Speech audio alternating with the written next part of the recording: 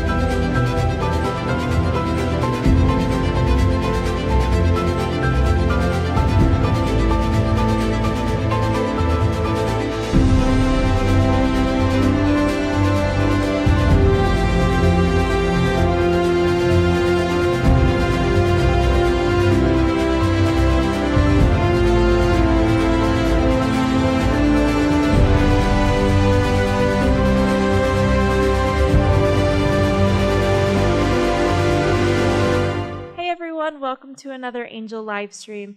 Tonight, I am so excited to highlight one of our more recent Angel Guild releases, Surprised by Oxford. It's also C.S. Lewis's birthday, and if you've seen the film, you know that that's connected to this film. So we are going to welcome Carolyn Weber, who's the real-life inspiration for the film and the writer of the memoir that it's based on. She's going to come talk to us today alongside Ryan Whitaker, who's the director and writer of the film. We'll dive into their process of bringing this memoir to the screen, as well as dive into the impact or inspiration C.S. Lewis had on their work. During this live stream, we are going to have a giveaway. Very exciting. So we're giving away 5 signed copies of Carolyn's memoir. She's going to sign those on the live stream, and we'll announce the giveaway winners at the end. To enter, you just need to leave a comment. Just tell us your favorite scene from the movie, or just tell us why you want to win, to be entered to win. Simple enough, and I'm also very excited to hear from you guys. We will also have 5 special edition signed copies that we will have for the Guild members. So if you're an Angel Guild member, 5 special edition signed copies are available in the Guild merch store. So first come, first serve. Good luck. I hope you get one. If you do not, though, if you don't win the giveaway and you're not able to secure that special edition version, we do have copies that you can own today. Just go to angel.com/Oxford Memoir and you can still get a copy. Since it's Black Friday, I also want to announce that our Guild membership is on sale for $129 annually. That's the cheapest it's been monthly ever. And if you're not familiar with the Angel Guild, it's the best way to support films and films like Surprised by Oxford. So you can go to angel.com/Oxford Live to join the Angel Guild today and watch films exclusively in the Guild, just like Surprised by Oxford. So before we bring on Carolyn and Ryan, I want to make sure you have all had a chance to see the trailer for Surprised by Oxford. So enjoy that, and then we will bring on Ryan and Carolyn. I was going to Oxford, England for my postgraduate studies. I landed on the Romantic writers, known for their poetic feeling and longing for the infinite. Do you know where Tyrion College is? No. But you throw a rock round here and you're at a college. The University of Oxford is not one college. It's made up of 38 self-governing colleges and 6 private halls. First time in the UK? What gave it away? The stars in your eyes. Ladies and gentlemen, it is my great pleasure as Vice-Chancellor to admit you as members of the University of Oxford. It is a rare and coveted privilege. So do make the very most of your time here.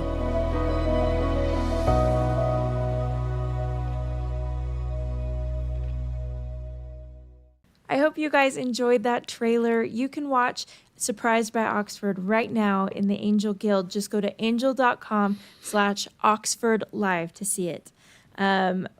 So without further delay, the reason you guys are here, let's give a warm Angel welcome to Carolyn Weber and the director of the film, Ryan Whitaker.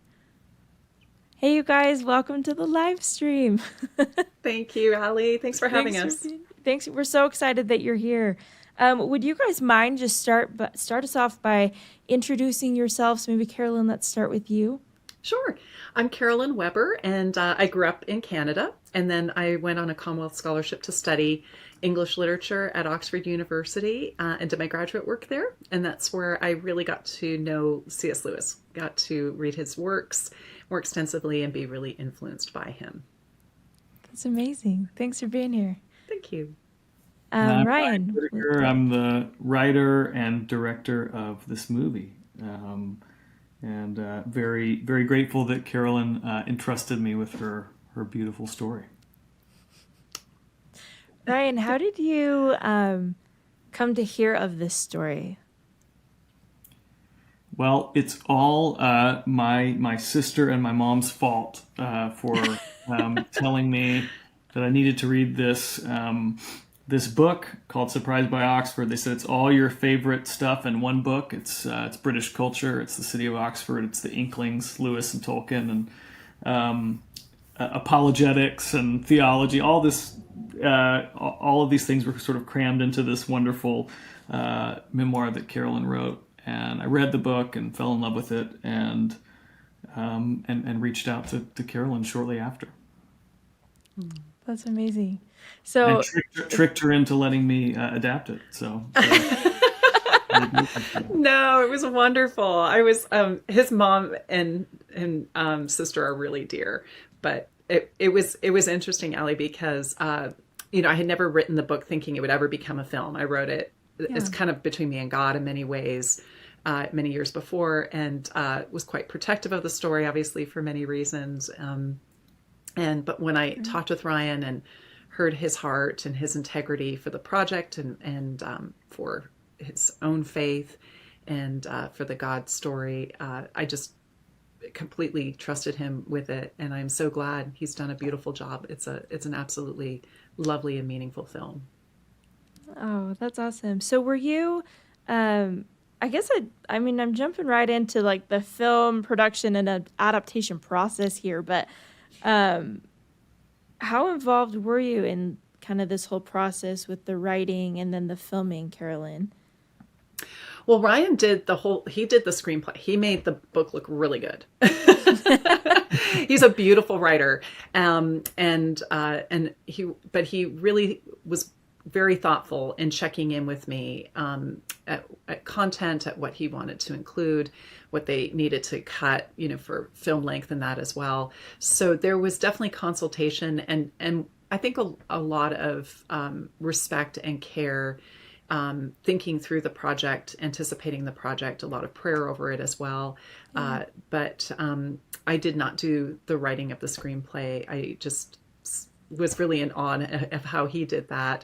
It's a long book. I have a lot of words as an English professor and a mom. Right. So, I mean, it was not for the faint of heart, for sure, for anyone to adapt it. But he, as I said before, had so much integrity, and you know, and I think the process of selection is tricky, and he navigated that well, and was very thoughtful to me in that process, especially because it contained, you know, some very intimate material as well. Yeah. Wow. It's kind of it's a huge responsibility when you take. When you adapt anything, you know, from one sort of medium to another, but whether it's a novel or a true story. But I think, especially with something like this, it's like, this isn't just a book that Carolyn wrote. This is Carolyn's life.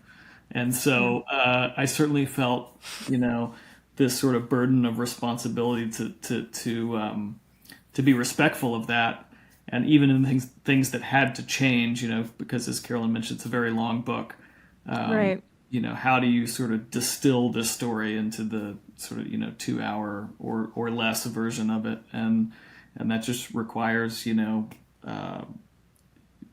there are creative sort of liberties that you have to take, right, just to condense it. And I've told this story before, but I remember when I sent Carolyn the first draft of the script, which was very long. It was like 160. I remember. Very long script. I just remember being terrified, even in that very long version of the script. I'd had to, you know, cut some characters and combine some characters and sort of, you know, compress some of the events of the story and things like that.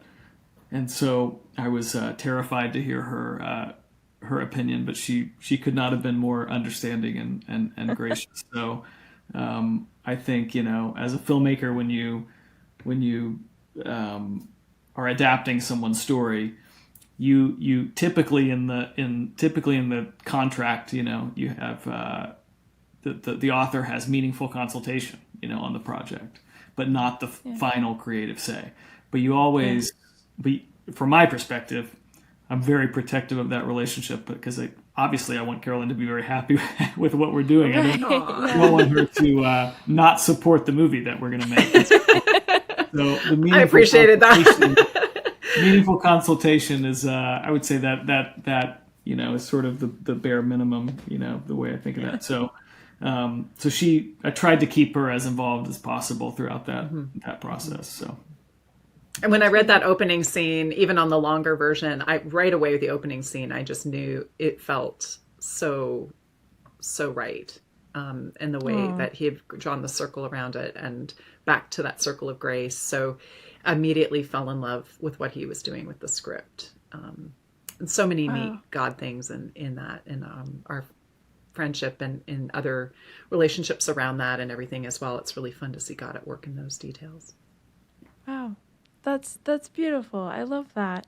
And Carolyn, what was it like for you? I mean, obviously you wrote the memoir, but what was it like for you kind of seeing your personal story on the screen? Like, I mean, you got to read some of that, you got to see kind of the making of it, but then finally seeing it, what was that like for you? Was there anything that maybe moments in the film that resonated with you in a new way? That's a great question. I mean, it was very surreal. No one anticipates seeing themselves. I remember my kids being a little wigged out by that when, when the Kent walks on screen, they're like, that's not like Dad. It's so funny. Yeah. But I think it was delightful to be played by Rose Reed. I mean, that certainly is a foretaste of the resurrected heaven for me. I'm like, oh, that would be a great version. That's so funny. But I think it was surreal. But on the other hand, I mean, it is an adaptation. So, right. You're looking at how things are being portrayed artistically in another way as well. And just hopefully praying that that story reaches other people's hearts too, in the way that I've been shown grace as well. My husband is not a very emotive man, but after the first private screening, he wept. Oh, wow. And so I think that it's hopefully a film that I think asks gentle questions, interior life questions of the viewer, and so that part was really really beautiful and moving to see. Oh, that's beautiful. Carolyn, you described your spiritual awakening at Oxford in such a vivid detail. Both it's represented in the memoir and in the film. And I'm wondering if you can share maybe one or two pivotal moments from those experiences that kind of marked a turning point for you in your life. Well, because I had called the memoir Surprised by Oxford evocative of Lewis's own memoir, Surprised by Joy. Yeah. And not that it was at all of the same quality, but just that there was that purposeful echo and praise for his work. But I had not read that when I arrived. When I arrived at Oxford, I was probably self-admittedly agnostic, not an atheist, because I couldn't disprove God. Right. But very sort of antagonistic academically to any notion of faith. I had come from a broken home, a father who was in and out of our lives. So there was really a sense of I wasn't going to trust, in an eternal father if an earthly one wasn't reliable. So very independent, very self-reliant, very much going to make my own way in the world, very much going to pursue this dream. And God got in the way. And so, there were several things that started to come up through my studies, my friends there, but probably two very pivotal moments. The first was really just someone, this friend that's portrayed initially in the film, simply asking me who God was to me. And no one had ever asked me that. We assume that people talk about those things. And I think one of the things I had so appreciated about Lewis was how he talks about Sehnsucht, the German word for longing, that desire for something we can't quite explain, but we're homesick for. And I really think that's at the heart of every single person. And whether we admit it or not, something taps into it at times or touches upon it. And I was dealing with that longing, but didn't have the words for it, didn't know everything else. Like Augustine says, I was trying to fill it until I found my home in God. That restlessness. And so simply being asked that question, just who is God to you, was a really, I felt like the hummingbird that hit the glass hard. I'd been doing all these other things, working and studies and surviving, but hadn't really thought who God was to me, let alone a personal God. And probably the other thing that was mind-blowing was simply just reading the Bible from cover to cover. Yeah. I'd never done that either. I just read it as a book, and I sat in St. Mary's Church and read it cover to cover, and at first in a clandestine way, and also really to use it as fodder to take down my Christian friends or anybody who was annoying about it. Yeah. I thought I would just use it, to sling mud back at them and say how ridiculous it was. But I had a real conundrum at the end of Genesis, because Genesis made complete and utter sense. It explained human nature. It explained the oldest question in the world, right? Which is the question of wisdom. What's the right application of knowledge? And all these old questions, God asking us, where are you?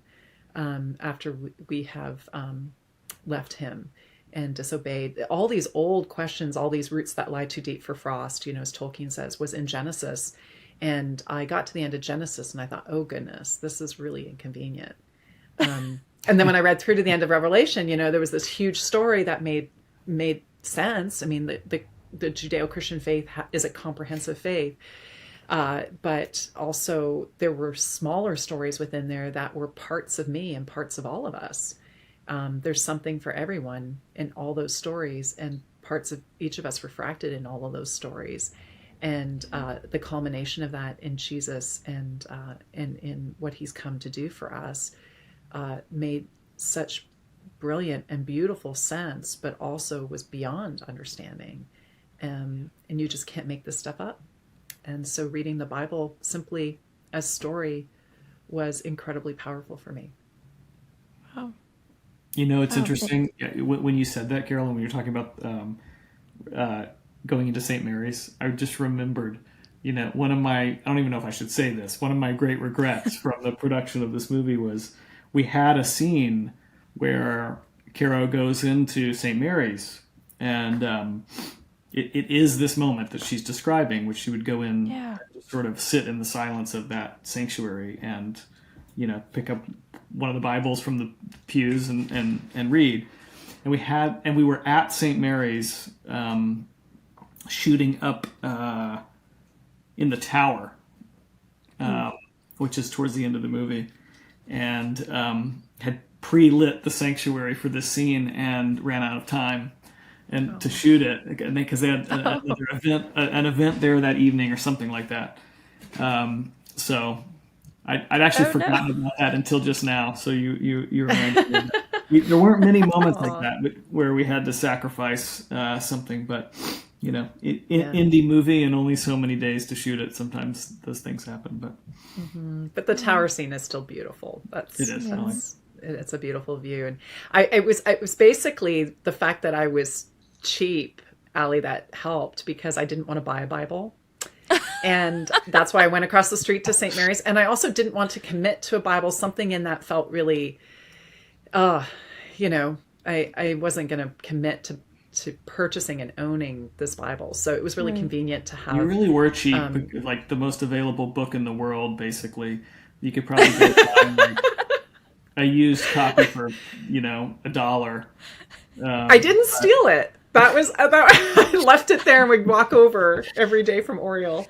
I wasn't, at least I wasn't, I was kept from that sin, but I did, I think it's wonderful that churches leave their doors open, or at least a side door open. Yeah.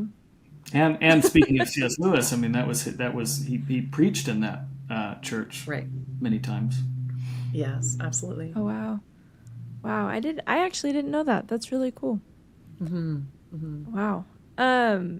So Ryan, we're kind of talking through this, experience that she had. How did you kind of, I don't know if it's cultivate that environment on set or help the actors kind of find that, that emotion in, I don't know, the whole film is showing her changing and her growth and learning. And I want to know a little bit from you, how you kind of helped navigate that to I guess that's the question. How did you help navigate that with the actor? Was there something that you did to help provide that environment on set where they felt safe to experience that?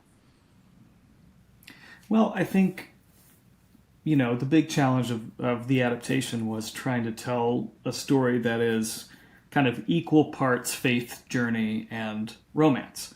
And those and kind of the beautiful thing about Carolyn and Kit's story is that those things are completely intertwined.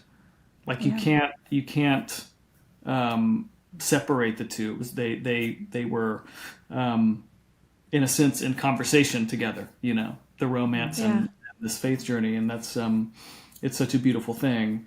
That was a real challenge on the page, I think, to try to figure out exactly how to balance those things and how to make that work. In terms of the environment on set, I don't know. I mean, I think, generally, as a director, I just try to, obviously it starts on the page, right? So you want to make sure the script is right and that the actors have strong material to work with. But then I think it's just about really trying to make sure everyone understands the character that they're playing. And in the case of, this film, Rose really understanding this character and also I think being brave enough to play a character that's honestly kind of unlikable for, a decent amount of the film. And, I love that you can say that. I was like, you good, Carolyn?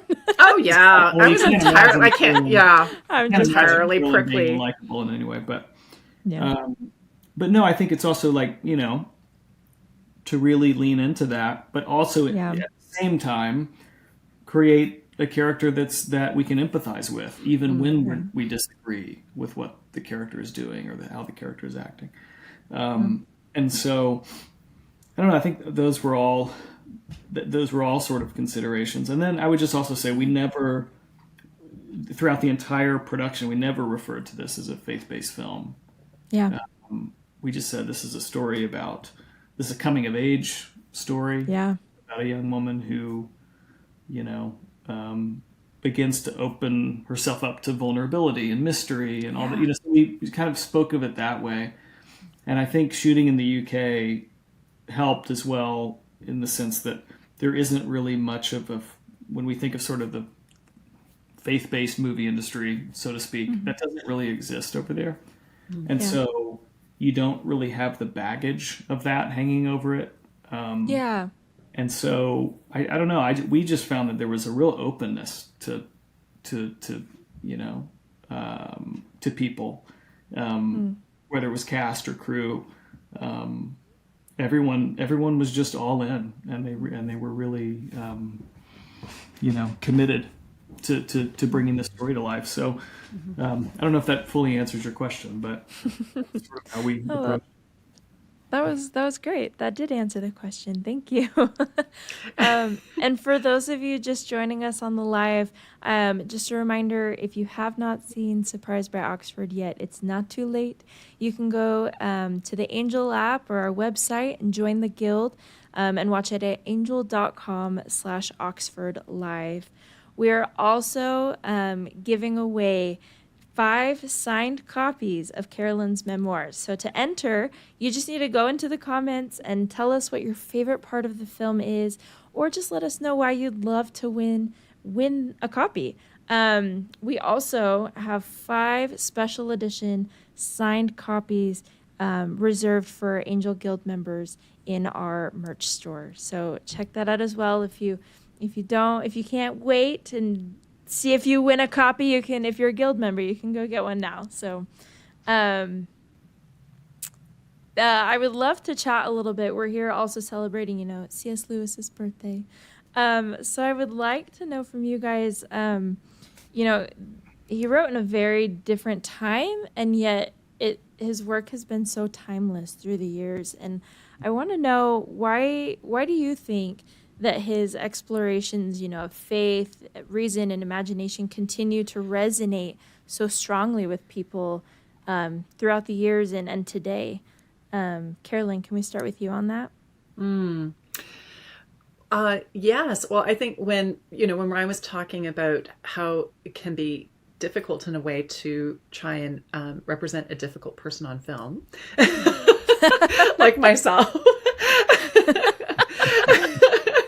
I think it's really because Jesus brings out, he really brings out a reaction in people, either their worst or their best. And our best is, comes as praise, and our worst comes to the surface for healing. And I think, he's definitely offers the line in the sand to people. People get their knickers in a knot about him in a way that they don't with any other name. And so I think Lewis one of the things that so appealed to me about him was that he was obviously erudite, really well read, and very intelligent across many genres, but very accessible.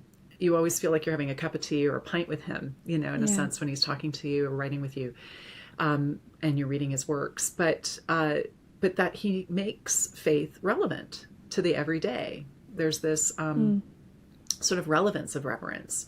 This idea that what is it that we're kicking against? Who is it that we're giving thanks to? What is it really to bear the weight of glory and the responsibility for another human being, to be a brother's keeper or a sister's keeper? These things that have relevance. And I think, when he was writing and giving the BBC lectures, that radio interviews that eventually became the basis for Mere Christianity, which has been so influential and still remains so timely and timeless, is, he's writing at a time of war to people who are war weary.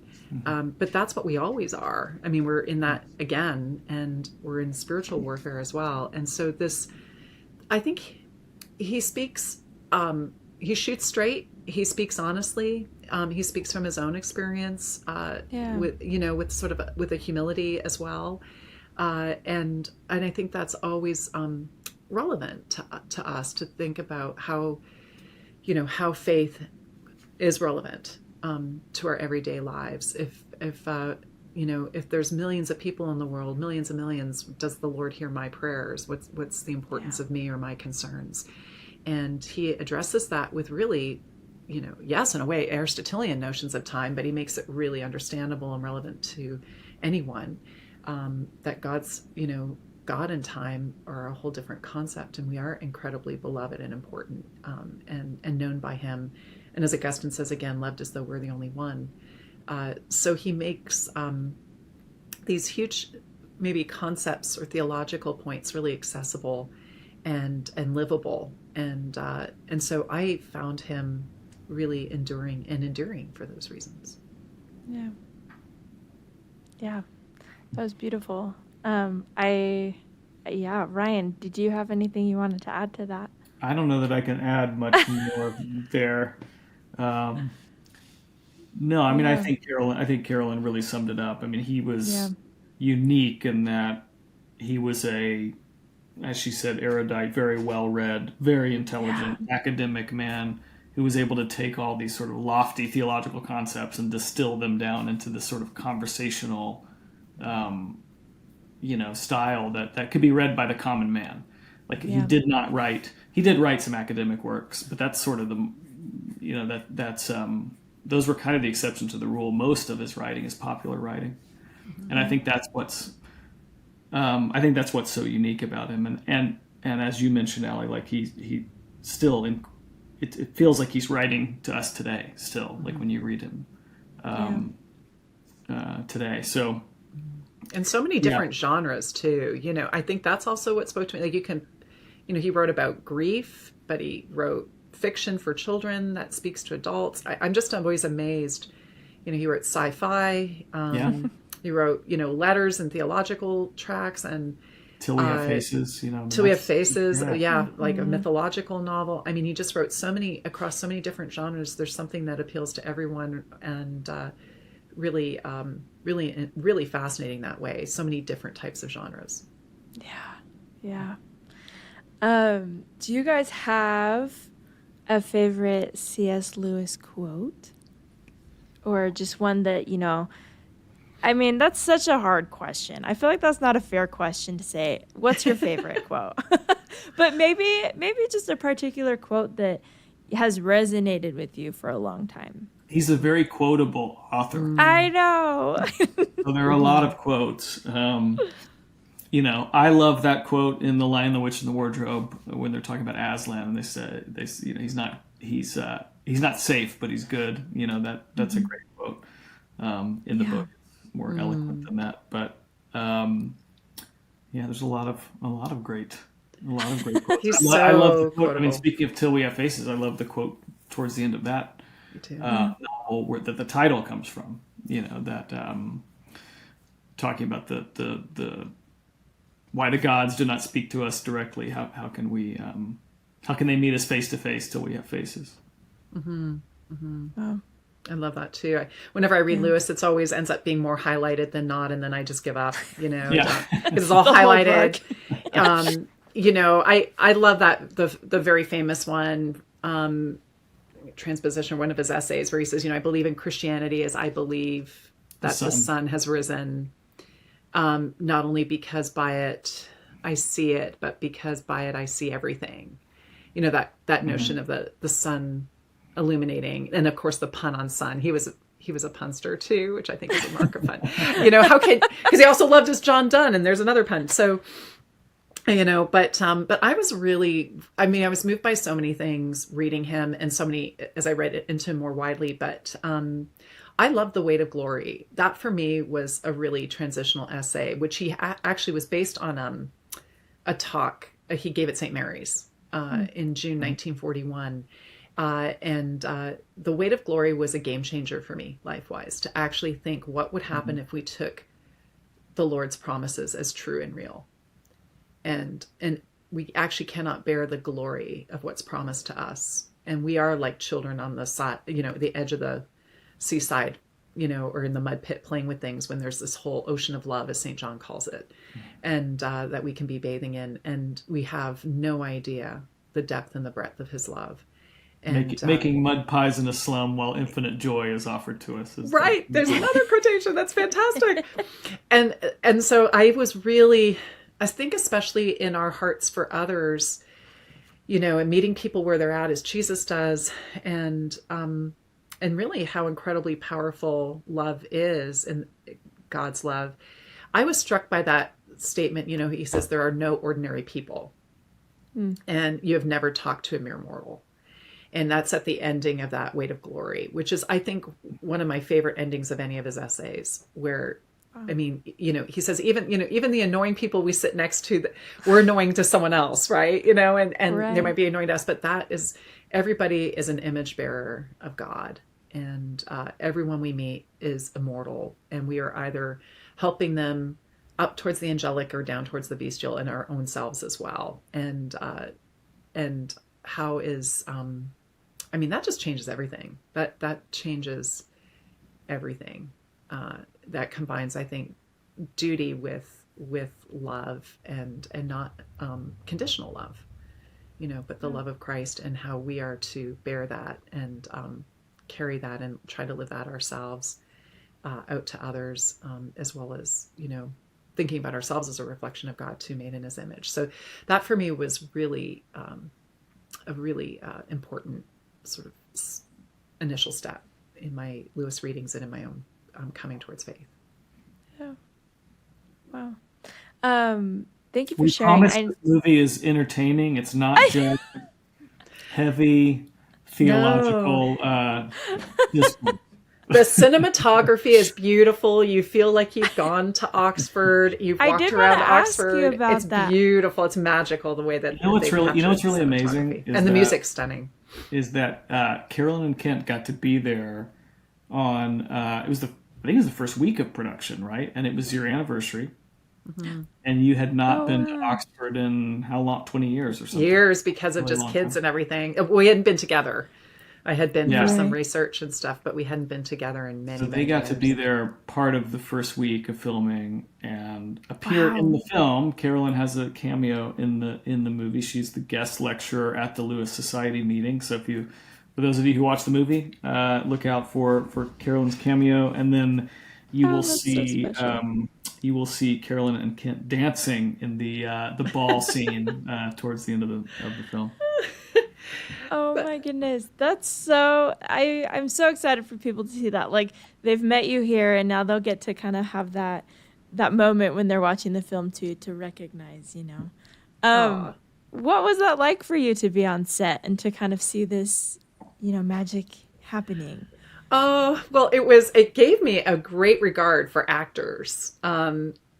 Because, wow, it is exhausting work. It's actually really tiring work.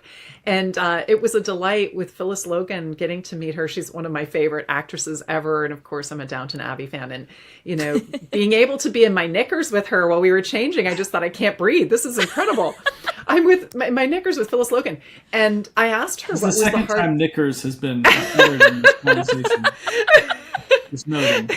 It is a line in the sand, but it was she was so lovely, so down to earth. You know, I was having trouble forming words because I was so excited around her, and She's I asked so her what was warm, one of the most difficult parts of her job, and she said it was, you know, standing on your feet, right, for so long. And I really sensed that because it was just a short scene, and how much work goes into it. It really also increased my respect and admiration for cameramen as well, camera women, you know, doing this work. It's really thoughtful and mathematical and spatial and complicated. But it was Ryan's idea to do the Easter egg of the cameo, which I thought was really lovely and sweet of him. It was actually, what was neat, Allie, it was the same room in the same building. And really the same lines that had affected me so many years prior when I went to my very first C.S. Lewis meeting. Wow. As an unbeliever and a skeptic and uncertain what I was going to meet that I describe in the book. And so that was absolutely a beautiful circle of grace. And it was on our anniversary. Oh my goodness. Yeah. You know, 20 some odd years later. So, Well, and we should say, while we're talking Lewis specifically, sort of Lewis Easter eggs in this movie, for one thing, I was going to mention St. Mary's Church. Yeah. There's this sort of, I don't know how true this is, but there's this, there's a theory that because Lewis he would use the side door into the church, and he was there frequently, and that he was partly inspired by some of the architecture outside that door in his when he was working on Narnia. Right, so when you walk out of that door, there's a lamppost. That's right. And there are these fawns that are sort of like flanking this door right across from the door of St. Mary's. And the knocker on the door is a lion. And so right outside that door, you've got fawns, a lion, and a lamppost. And that actually appears in the film. If you look for it right before it goes into Christmas time and the Christmas dinner, there's a shot of that door, snow fluttering down, and I think that you see a shot of the lamppost as well. But so that's a little Easter egg. And then so if you read Carolyn's book, she talks about going to Oriel College. There are many colleges in the city of Oxford. That Oriel is one of them. The original plan was to shoot as much of the college scenes as possible at Oriel. Things got a little complicated because we originally were going to shoot in between term times, which makes a lot of sense for production. Yes. Our financing wasn't quite together. We had to push into the fall, so everything became more complicated. The entire production became more complicated because all of a sudden we're shooting in the city of Oxford while classes are in session, overrun with students, you know, and so we realized that we were going to have to sort of piece together these college scenes from different places that we got access to. And so we made the creative decision to create a fictional college in the film and call it Tyrion College. And Tyrion, for you C.S. Lewis nerds out there, King Tyrion is the last king of Narnia in The Last Battle, the final Narnia book. So that was another Lewis Easter egg in the film, and it was really fun because we got to create a Tyrion crest, and we had the Tyrion scarf. In the film, Kent wears the Tyrion scarf, which I have on my shelf somewhere back here. That's so cool, though. Yeah, it was kind of fun, and even the scarf has like a lion. It has all these sort of Narnia, references. So it's fun. It's neat. Wow, thank you for sharing that. I think it's really cool to learn about. I mean, obviously we see the film and it's beautiful and we love it, but like hearing those little like nuggets from you guys about the very intentional things that people might not recognize right off the bat, like that's really special. So thank you for sharing that with us. Of course, that stuff's so fun. It was a lot of fun. Yeah. Yeah. If you guys online have not seen this movie yet, you need to. And now you have Easter eggs to look out for. You can watch it now at angel.com/Oxford Live. So right after this live stream, go log in, angel.com/Oxford Live, and watch it. And then come back in the comments and tell us what you noticed. Tell us your favorite parts. We'd love to hear about that. This is also just a quick reminder. We are doing a giveaway during this live stream. So we're giving away 5 signed copies of Carolyn's memoir. So to enter, just leave a comment with your favorite scene from the movie, or you can just tell us why you'd like to win, and you will be entered to win. We are also doing 5 special edition copies that will be signed. We're actually going to have Carolyn sign those in just a moment here. So if you're an Angel Guild member, that special edition is available to you in the Guild merch store. If you are just anxious to get your hands on a copy of the memoir, or you don't win the giveaway, you can buy one right now at angel.com/Oxford Memoir. So check that out. Carolyn, do you mind signing these while we're on together? No, it's lovely. It's a delight. I'm really grateful to do that, and I pray that anyone who reads it is blessed by the pages. So I'm so excited for people to get this and to be able to read it. And I think it's special too, like, if you guys at home have seen the film but haven't read the memoir it's about, I think it's really cool when you can go in and kind of have both sides, both kind of see where it came from. So I'm excited for you guys. And I can't wait to read it. Oh, good. Well, it is one of the few books I will say that I would watch the film too. Yeah, good. Because I'm always a snob about books and I say read the book first to my students, but this one I'm like, the film it's pretty good. Hey, that's good. That's good. I think it's pretty good. Pretty good adaptation. So lovely done. But a lot more detail in the book. So for people wanting more of the story, there's a lot more. Right. But you do feel really with the film like you've been transported to England, to Oxford. It really does. You do feel like you've had this sort of mini magical Narnian trip there. So yeah. Well, I know, Ryan, in our last live stream together, we were talking about, you really wanted to show off Oxford. It was very intentional, showing how beautiful it is. I'd love to hear, I kind of want to talk again about like what inspired that. And then I'd also love to hear from you, Carolyn, how you felt like, do you feel like it captured it from someone that, this was your story? Do you feel like that it was represented as beautifully as, you believe it is when you were there? I just want to pick your brains on that. So Ryan, can you, for those that weren't on the live stream, and no pressure, sorry, maybe that's scary. Ryan, no. We're going to talk about how she think you did. Thought you did. But Ryan, for those that weren't on the live stream last time with us, can you kind of just tell us about that, what the intention was with those shots? Well, I think for me, setting is always really important. And I think I'm influenced a lot by setting. Like I'm working on a project right now that's a Western. And so it's like I've been out to the location where the story takes place. And I'm just trying to sort of soak it in like that. It's a huge part of the process for me. And I think certainly, one of the things that drew me to this story is that it is set in Oxford. Right. If it were, surprised by Detroit, I'm not sure we would be here right now. But no offense. I bet you could make it beautiful, Ryan. But yes. But obviously part of what's romantic about the story is the setting. Yeah. And the city of Oxford is a very unique and special place. And I had been there, but really just as a tourist, and I think maybe for like half a day or something, like I'd kind of passed through. And so as soon as I'd begun actually even before I began writing, the first thing I did was I took my family over and we just spent a few weeks there. And the whole intention of the trip was just to immerse ourselves, in the culture there and really get to know the city. I didn't do a lot of writing on that trip. It was really just about being there, and kind of soaking it up. And it was great because I came home with, Oxford's not a very big place.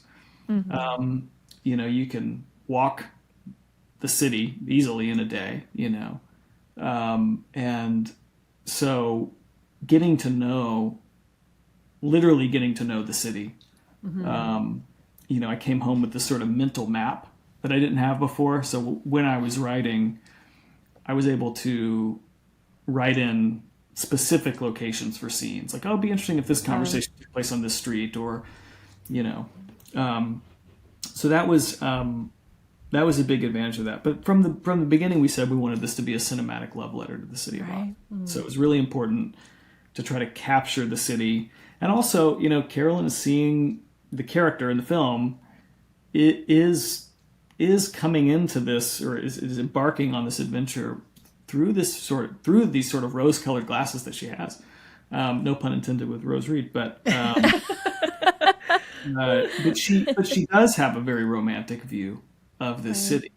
And so, I've heard people say this is a very romantic version of Oxford. Well, yeah, of course, because this is how she sees it. And it isn't until later in the film, when kind of things start to fall apart, that things get a little darker. The camera work becomes a little more unsteady and becomes a little more handheld, and the foundations of her world are shaking a little bit. But in the beginning, it is very much this romantic portrait of the city of Oxford.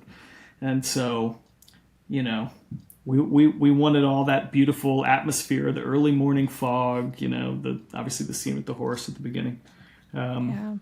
But it was really important to capture as much of the city as possible. So that just meant it was a challenge for the schedule, just because we had to move around so much.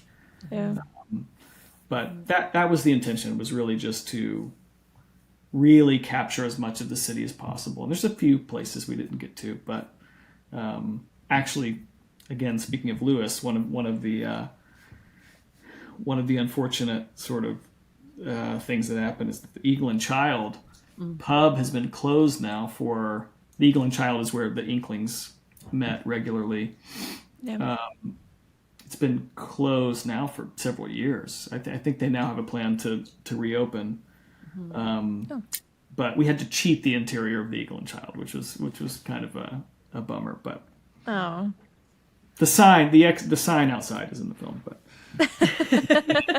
do what you can, Well, from my perspective, and I've never been, I mean, I felt it was beautiful. I was like, I just want to be there, experiencing this. And I like that you kind of went into detail there, where it's like, starting with the rose-colored glasses. And then kind of there's always that, again, that behind-the-scenes stuff that maybe the viewer doesn't always know was super intentional, where you said, then you started to, things are a little darker or handheld.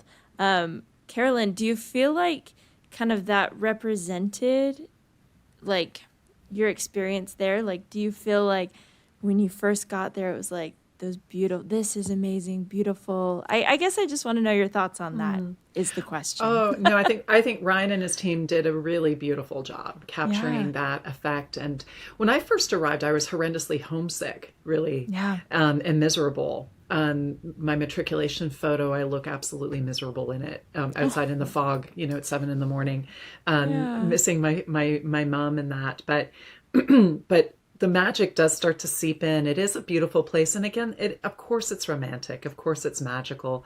But of course it's also very human. It's a place that has its own politics and issues and buses and soot.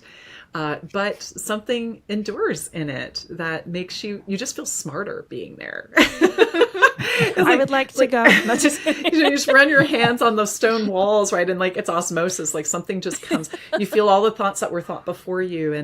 And there's reasons why countless poets and writers, Carlyle and Arnold and that have talked about these dreaming spires and written poems about Oxford changing you once you're there. And it's just something that kind of seeps into your bones. So I think Ryan did a beautiful job of capturing that. There is this otherworldliness to it. And there is, it's also a unique place because unlike North American campuses, the colleges are embedded. The university consists of 36 colleges or so, and they're embedded in this old city. So they're a bit like Easter eggs themselves. You have to kind of go and hunt and find these colleges and enter into them. And then there's all these nooks and crannies of amazing artwork and priceless treasures and beautiful gardens and crypts and things like that you wouldn't know unless you sort of hunted them out. So they kind of come as these serendipities to things. And we see that in Lewis Carroll's work in that as well. So for a literature person, it was just hard to breathe there. It was so exciting. But but really, I think it just does invite this sort of magical experience, regardless, when you're going through the way that it weaves the past with the present, and so many of those things are older than the country we're sitting in now, right? And the things so there's the pastness of the past is very present. And I think the musical score as well by Nick Box was absolutely gorgeous, and it that kind of running current beneath things of the thought process that's happening as we're opening ourselves up to these questions about faith and questions that really matter. I found that to be a beautiful experience. We should What's say. that? Yeah. The score is available now. It just was released. Oh, it is. Yes. Yeah, it's beautiful. The score is absolutely beautiful. So that meshed with really the most cinematography, I think, ever of Oxford, right? In a sustained way. Well, we claim that. I don't know if that's true, but we'll. I've watched a lot of other films, and I have never seen that where it's immersed that much. But yeah. And to be able to get into the Bodleian Library, to be able to get into some places there that you can have a peek into, it really makes it a beautiful and magical experience. Oh, that's awesome. Thank you for both of you for sharing about that. I felt like when I watched it, again, I kind of mentioned this, but like you just feel a little bit like sometimes when you watch a movie, you're like very aware you're watching a movie. But I feel like this film, like it just kind of captures you in a different type of way where I'm like, oh yeah, I'm in Utah. Okay. I wish I was there getting smarter by touching the walls, but it's okay. God is at work everywhere. Everywhere is holy, but it has its own special, everything is special in its own way, but it is Oxford's very, very unique that way. Yeah.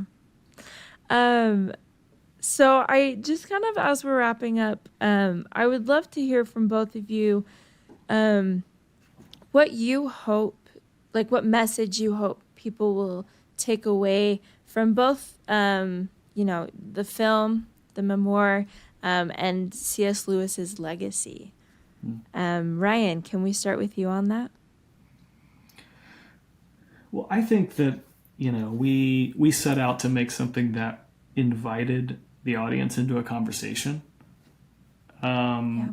more than it preached a message at them. And so, I think from my perspective, my hope was always that that it would just sort of spark conversation, that it would, maybe people watching this film will start to ask some questions that they haven't asked before, or it would get them thinking about some things they haven't thought of before. So that's how I've always thought of it, is that the film is sort of inviting the audience into a conversation about some big questions. Yeah, I think it does that. So that's wonderful. Carolyn, what message do you hope people will take away from the film? Well, I would agree with Ryan, and I think he accomplished that beautifully. That really the only difference between conversation and conversion is where we're at, and to have a film that invites conversation with anyone that you're bringing with you to watch the film or who's joining you to watch it. Also conversation within yourself privately. Film is much like reading, such a private medium, but there's so many more textures to it as well. To ask the questions that really matter, to not have it in a heavy-handed way and a judgmental way, to be invitational, like the Lord is invitational, whether we are casting our nets or mending them, and called to follow him, to think about who he is and what he's offering, in a really invitational way. So I think that the film does a lovely job of that, and that was really the world I was seeking when I wrote the memoir too, was one foot, in both worlds, right? And because that's my own world as well, and where I was coming from when I was writing it, and the city of God and the city of man, and what are the differences, and which one do we want to hold the passport for, because they both are called to live in peace, but they have very different ends, and very different ways of being and living. And so to just, I think, have a film that can be fun and funny and engaging and witty. Ryan's dialogue is absolutely witty, far wittier than I, but also to be profound, to be really transformative. When the credits roll, is a hard target to hit, and I think Ryan and his team hit it most beautifully. Well, speaking of, you mentioned the city of God, which will hopefully make a lot of people think of Augustine. And we should mention that Carolyn wrote a sequel to Surprised by Oxford with an amazing title. What is the title? Let's hear it. Oh, no. Okay, I am literally just a mama of four and an English teacher, and I never imagined having profanity in one book for artistic reasons and another book with the word sex in the title. But it is called Sex in the City of God. Okay. So, because IVP, we were trying to look at like the city of God as really relevant to us. As I was talking about with Lewis before. Sex in the City meets Augustine. You will not find that anywhere else other than in Carolyn's sequel to Surprised by Oxford. So. Well, the truth is in paradox, right? Yeah. I love that. Well, thank you both so much for joining me tonight and for sharing things from your heart and telling us, even the Easter eggs, just kind of sharing all of those things with us. I do want to prove to our giveaway winners that you did, in fact, sign them while we were sitting here. I did. Can you show them? Can you show them one of them? I did. I signed. They arrived just in time, and I did sign all of them, and they're right here. That's so. And I will keep them away from my children and my dog, and anything that smells of pond or woods or mud. But they are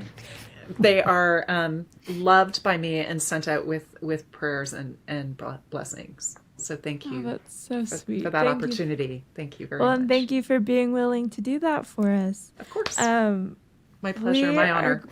You're so sweet. We're going to go ahead and announce our 5 winners really quick. So for those of you that entered to win by putting in the comments what your favorite scene from the film is or why you were hoping to win today, now's the time.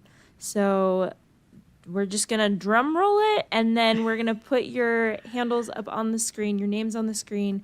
And then once we announce that, our team will reach out to you after this live stream to make sure that you get your copy. So drum roll. I don't know if they can put one of those in post, but we're going to pretend. Should we do drum it? Roll. I know. I'm like, should we tap? Ready, go. And fa-chow. Okay, and there are our winners. Congratulations, everyone. We are so excited for you. For those of you that did not win, you can get your copy now at angel.com/Oxford Memoir. Thank you all for leaving your comments. We are so excited to dive in later and read those. And we're so grateful for you for being willing to share that with us. Thank you again, you two, for joining me today. It was such a treat. Thank you. And Thank you, and Holly. thanks for celebrating C.S. Lewis's birthday with me. Happy birthday. How Happy fun. birthday, Clive. Here's an imaginary Happy pint, right? And the eagle and Yes. child, the restored eagle and child. That's a good image too. Yes. Thank you. All right, for those of you at home, if you have not seen the film, please do so. It's beautiful, it's fun, it'll get you laughing and thinking. You can see it at angel.com/Oxford Live. We hope you enjoy, and we will be letting you know when our next live stream is going to be on all of our social media, so keep an eye out there. Carolyn, Ryan, thanks again so much for being here. It was such a treat to get to know you. Oh, thank you. Have a really good night. Thank you. You too. God bless you.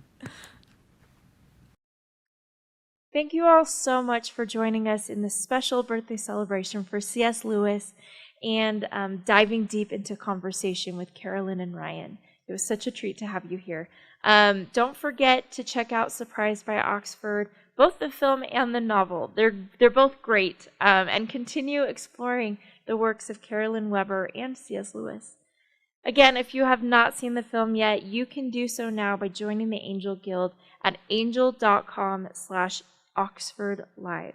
Again, that's angel.com/Oxford Live to be able to see the movie we just spent our beautiful hour together talking about. I'm gonna go watch it again. It's so good, and I love that I now have the Easter eggs to look out for. So come back and tell me in the comments what you catch, and let's talk about it.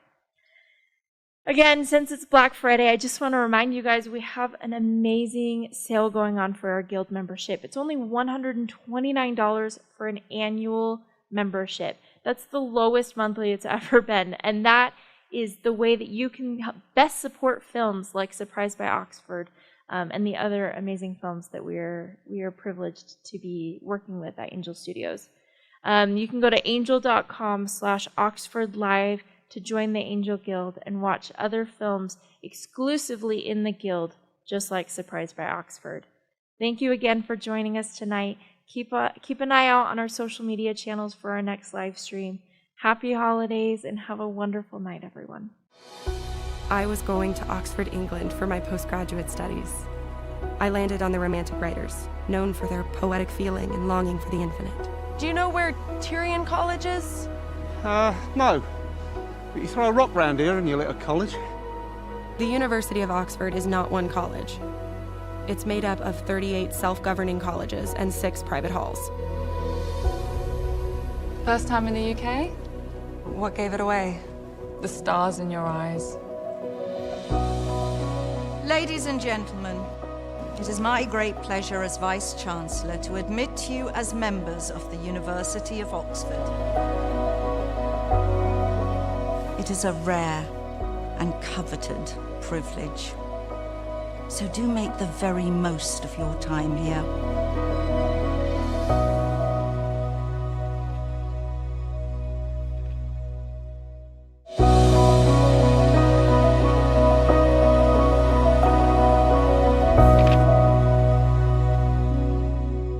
There are a lot of topics and themes that kind of resonate throughout the film, which it feels weird saying in front of you, Carolyn, because it means it resonates throughout your life. So I'm like, yeah, this is your life. But Rose, when you were reading the screenplay, when you're in it, what is standing out to you as themes that were important? Something that I really loved about the project that really stood out to me was this theme of redemption that you have with a lot of different characters. You do have redemption, obviously, for Carolyn. She is going through, I'm talking about you like you're not right here.